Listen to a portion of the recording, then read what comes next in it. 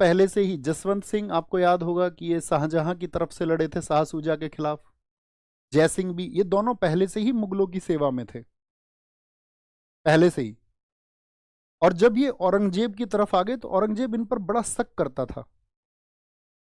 कंकालू व्यक्ति था औरंगजेब, बहुत ज्यादा। हिंदू सरदार उसने अपॉइंट तो किए अपनी स्थितियों के चलते हुए, लेकिन किसी पर विश्वास नहीं करता था। तो उसने क्या किया कि जसवंत सिंह को जो पोस्टिंग दी, वो दी आपका अफगानिस्तान। अफगानिस्तान में, अफगानिस्तान में नियुक्त किया। कहाँ अपॉइंटमेंट दे रखा था? अफगानिस्तान। उधर से जो अफगान सीमा है उसको। राजा जयसिंह को उसने नियुक्ति दी साउथ में। दोनों पर संदेह था उसको। दक्षिण में भी कठिन अभियान थे, तो इन दोनों को वहां नियुक्त कर दिया। ठीक है। अब होता क्या है, 1678 में, 1678 में, यहां लिखना, इधर ही लिख सकते हैं, 1678 में, 1678 में जसवंत सिंह की मृत्यु हो गई। जसवंत सिंह की मृत्यु हो गई। जसवंत सिंह, इनकी डेथ हो गई। बहुत तगड़ी नजर थी औरंगजेब की इनके शासन पर। उसको कैसे भी करके मारवाड़ को कंट्रोल करना था। तो इनके एक उत्तराधिकारी थे जो इनके बाद गद्दी पर बैठते, जसवंत सिंह, उनका नाम है पृथ्वी सिंह। तो पृथ्वी सिंह को औरंगजेब ने जहरीली पोशाक पहना करके मरवा दिया पहले ही। उसको पता था कि जब कभी ये एक्सपायर होंगे तो इनके बाद में सक्सेसर वो बनेगा, तो उसको जहरीली पोशाक पहना करके मरवा दिया। नियुक्ति कहाँ है इनकी? जसवंत सिंह की पोस्टिंग कहाँ थी? अफगानिस्तान सीमा पर। तो इनके दो पुत्र वहां अफगानों से युद्ध, मैंने कहा ना वो एक जटिल अभियान थे, वहां पे संघर्ष बहुत तगड़ा चल रहा था औरंगजेब के समय पर। बहुत गंभीर स्थितियां थी। दो पुत्र वहां मारे गए। तो जिस समय जसवंत सिंह जी की डेथ हुई तो उनका कोई भी उत्तराधिकारी जीवित नहीं रहा। ऐसे लगा जैसे कि मारवाड़ का जो भाग्य है वो अब अस्त हो चुका है। और इन्हीं जसवंत सिंह के सेनापति हैं दुर्गादास राठौड़। कौन है? जसवंत सिंह इनके सेनापति थे, ये जरूर नोट कर लेना। सेनापति दुर्गादास राठौड़। दुर्गादास राठौड़। तो इनकी डेथ कहां पर हुई है? अफगानिस्तान अभियान में, जसवंत सिंह की। अब ऐसा लगा कि भाई कोई उत्तराधिकारी है नहीं। लेकिन जो रानियां दुर्गादास राठौड़ जब लेके आ रहे थे रानियों को वापस, तो उनको खबर मिलती है कि राजा जसवंत सिंह की दो रानियां गर्भवती हैं। जिनमें से अगर मैं कहूं, उन्होंने जब एक बच्चे को जन्म दिया, एक बच्चा तो कुछ सप्ताह तक ही जीवित रहा, लेकिन राजा जसवंत सिंह जी का एक बच्चा, जिसका नाम है अजीत सिंह। अजीत सिंह छोटे बच्चे थे और उन्होंने जन्म लिया, मतलब छोटे बच्चे ही जन्म लेंगे, कॉमन सी बात है। तो अजीत सिंह ने जन्म लिया तो उत्तराधिकारी हो गए, यस और नो? इनके पुत्र का क्या नाम बताया मैंने आपको? पुत्र अजीत सिंह। अजीत सिंह। अब देखो, यहां पे मैं इनका जिक्र क्यों कर रहा हूं? बहुत सारे व्यक्ति ये देख करके कि अब हम मुकाबला नहीं कर सकते और घुटने टिका देते हैं। तो दुर्गादास राठौड़ वो व्यक्ति हैं जिनको ना तो मुगलों का सेना और ना मुगलों का सोना झुका पाए। ना तो गोल्ड, यानी कि किसी भी प्रकार का धन ऐश्वर्य, और ना किसी प्रकार के शस्त्र। क्योंकि वो किन के सेनापति थे? इसको बोलते स्वामी भक्ति, इसको बोलते श्रद्धा।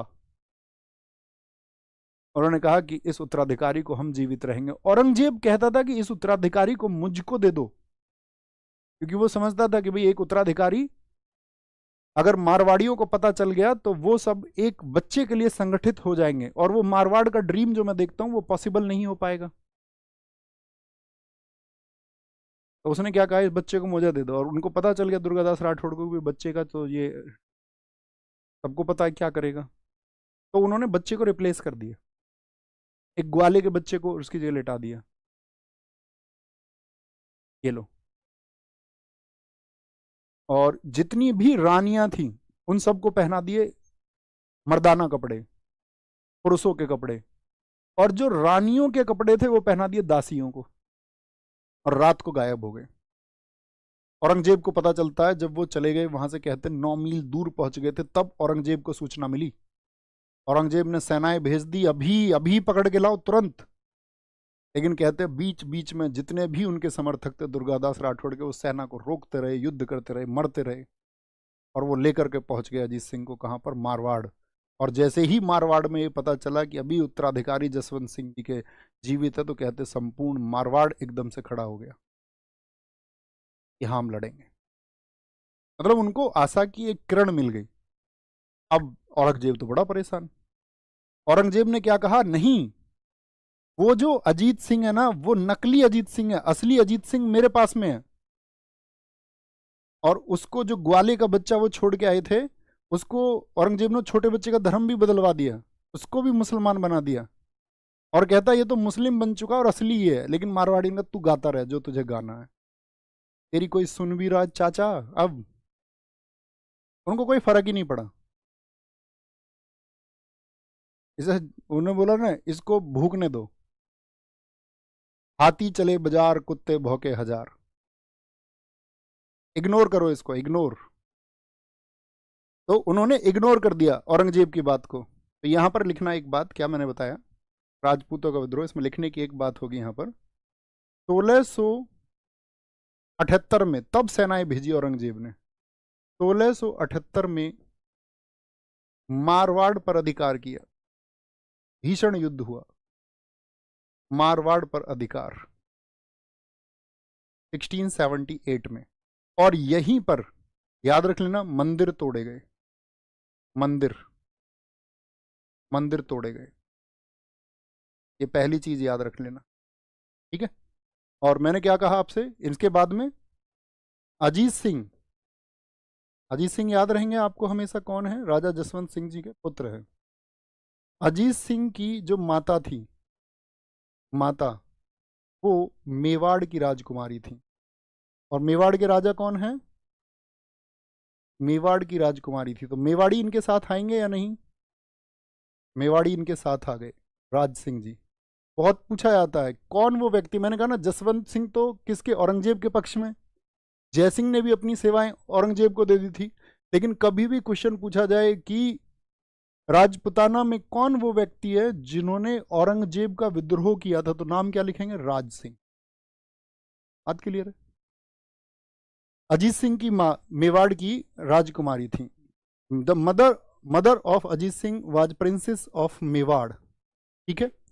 और फिर इन्होंने क्या किया, मेवाड़ मेवाड़ ने मारवाड़ का साथ दिया, मारवाड़ का साथ दिया। फिर मुगल सेनाएं आई, बहुत भीषण युद्ध फिर से हुआ, दुर्गादास राठौड़ कमान संभाल रहे हैं। और यहां पर मुगल सेना ने, लिखना, मुगल सेना ने उदयपुर पर, इस बार कहां पर, उदयपुर पर नियंत्रण कर लिया। Mughal army controlled on Udaipur, Udaipur पर नियंत्रण कर लिया।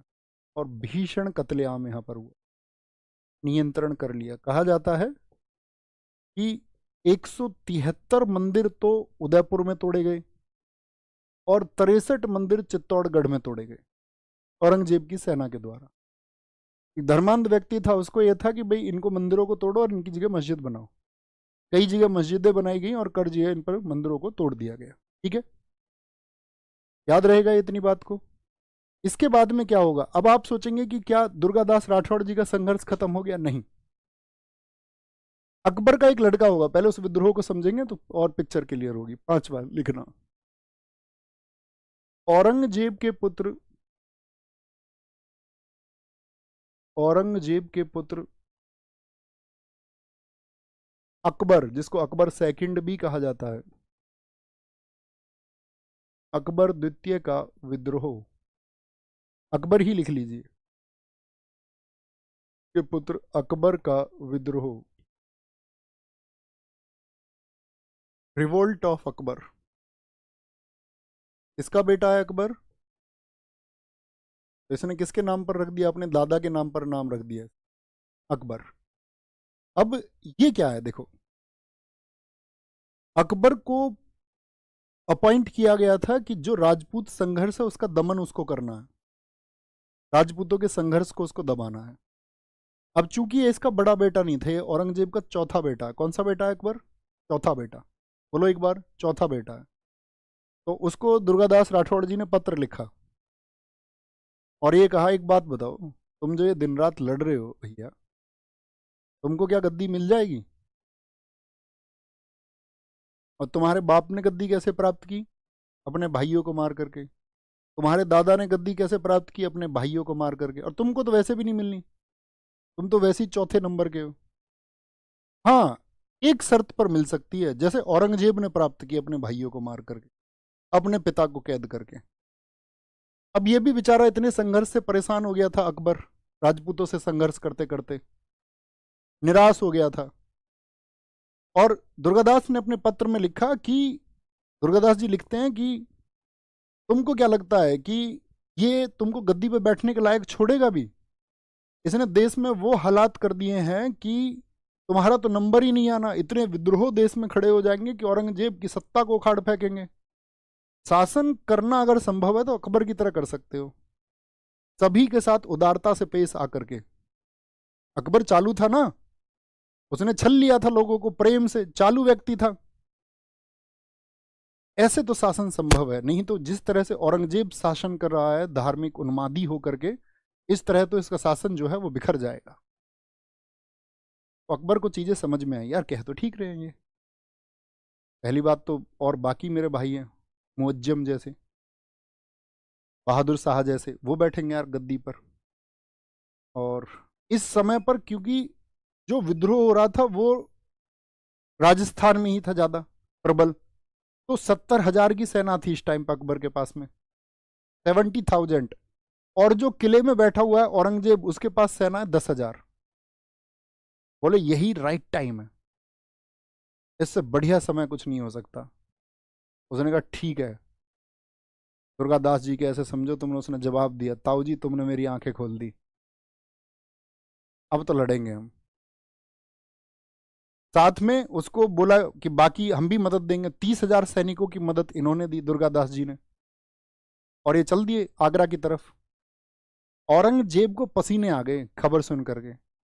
उसने सोचा ये हुआ तो हुआ क्या, लेकिन यहां फॉल्ट क्या रहा, फिर ये क्यों नहीं जीत पाए?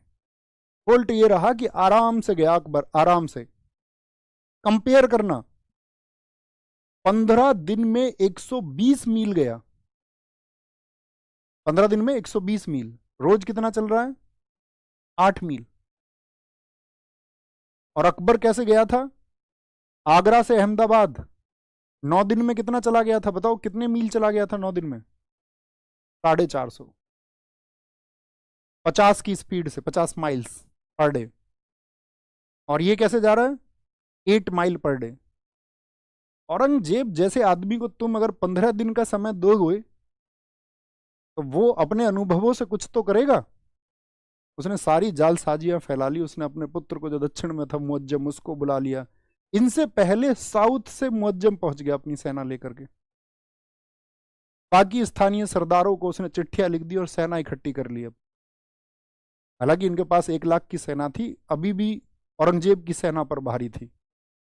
अब औरंगजेब ने चालाकी की। उसने क्या करा कि पत्र लिखवाए बहुत सारे अकबर के नाम पर।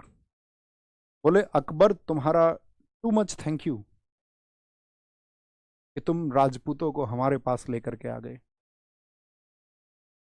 अब वो पत्र उसने फिकवा दिए। ऐसा किसने और किया था याद है? शेर शाह के समय पर।